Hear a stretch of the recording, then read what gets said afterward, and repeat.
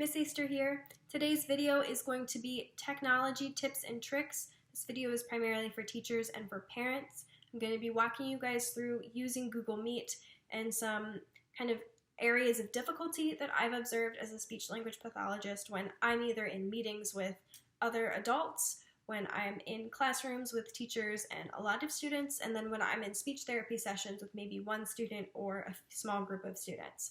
So these are some things that I've noticed. These are things I've learned and some strategies and tips that I use to kind of correct these issues and problem solve them as they arise. I hope they're helpful for you.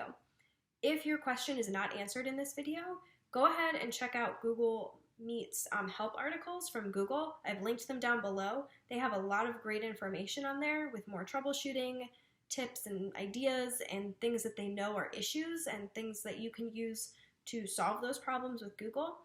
If you're having more kind of student-specific questions or you're not sure what's going on, please reach out to me directly. I'm happy to help you problem solve what to do to support that specific student, whether it's like a technology issue or maybe they need a specific tutorial, things like that. I'm really happy to help. This is more of a general video talking about what Google Meet is, what some problems with it are, and how to solve those problems. So let's go ahead and get into them.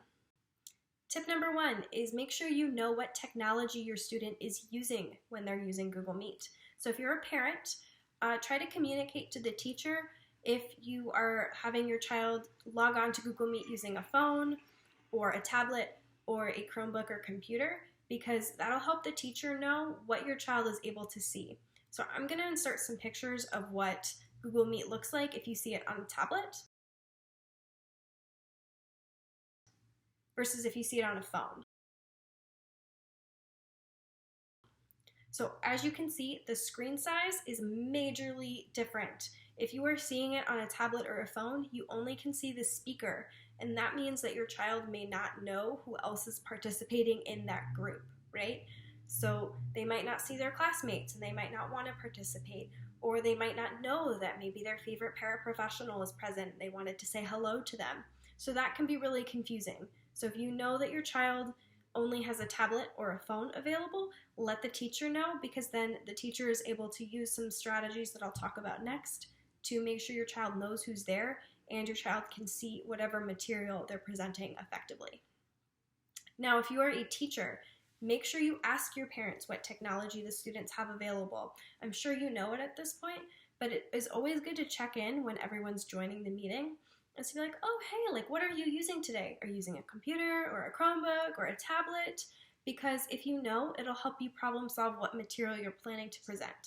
As a speech-language pathologist, when I'm doing virtual therapy, I use the present button all of the time, the present feature, to share my screen and show a student what I'm looking at so we can talk about the same thing and do some activities together.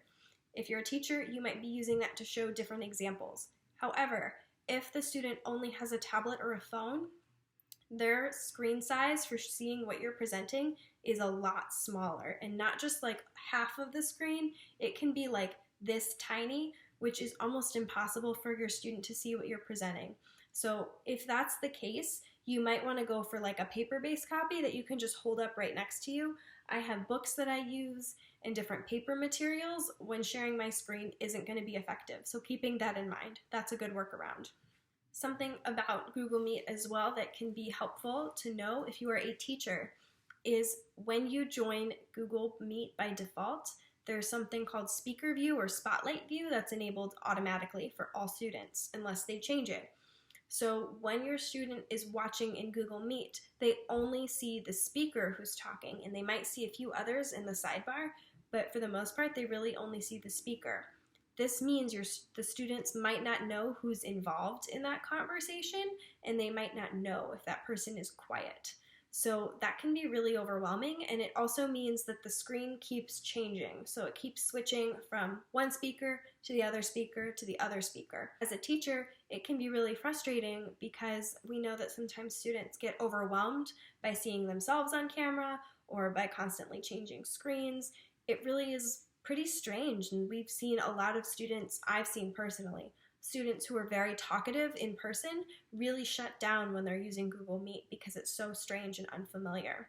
Because the student will only see the speaker, what I like to do is when I'm starting a new therapy session or in a classroom is I always take a moment to say, "Hi, it's Miss Easter," and then have everyone else introduce themselves so all of the students can see like, oh, it's this friend or it's that friend, or it's that teacher, or the social worker's here, things like that, because then they know who's there. And you're also reminding everybody that the speaker view keeps changing, so you can kind of be aware that that's a problem. As a parent, what you can do to help is prepare your child to know that there might be a lot of people on there and things might change. Here's some ways to combat this. If you want to be able to see all of the students, as a teacher, download the Grid extension for Google Chrome. It works great. It means that you can see everybody tiled. So you can see all of your students, all of the participants in the meeting. You can see their faces, you can see their reactions. It's really helpful. That's what I use personally. Another option that you can use, this is directly in the Google app for Google Meet, is the view that's called Tiled. You can see up to 16 people, so if you have a smaller class or a smaller meeting, that might work better, and you don't have to download anything. So if you're a parent, helping your child navigate from that spotlight view to tiled view, that's a really helpful strategy. Unfortunately, if the student is using a phone or a tablet, you can't change the view. So that's another reason why it's helpful to either use a computer or Chromebook if that's available to you. And if you're a teacher, just knowing that that's a problem, because you might get less participation from those students who are using a tablet because they're not sure who's talking. Another issue that I've encountered using Google Meet is the audio.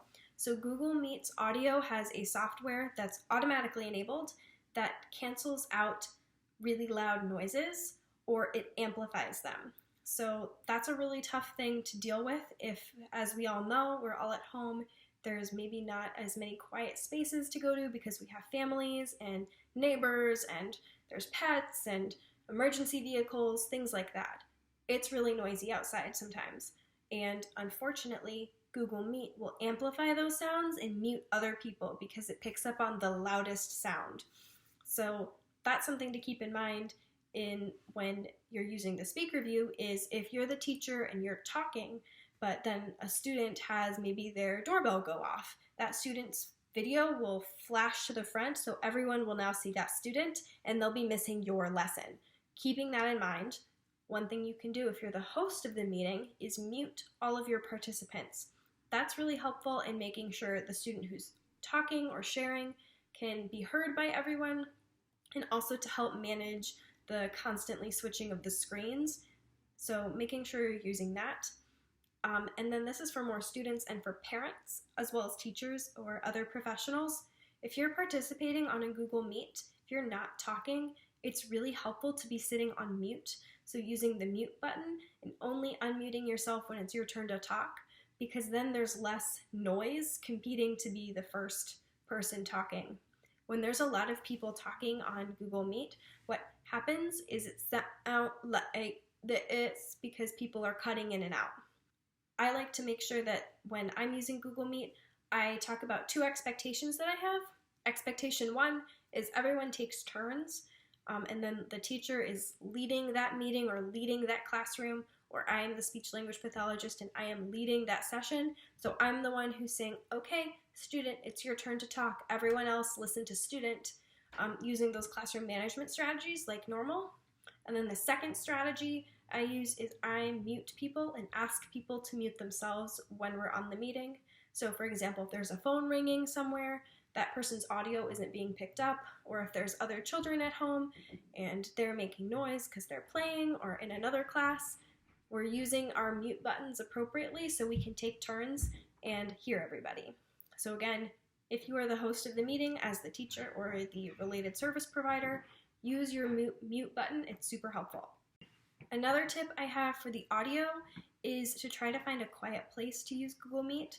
I know it's really tough nowadays, so parents, if you can maybe help your child find a quiet place, or make sure that the other children or people in the home are trying to be quiet and being respectful of your child in that meeting, it'll be helpful. Turning off the TV or any music can really cut down on background noise and make it easier for your child to focus on the meeting and for everyone in the meeting to focus on the presenter. So that's all I have for today.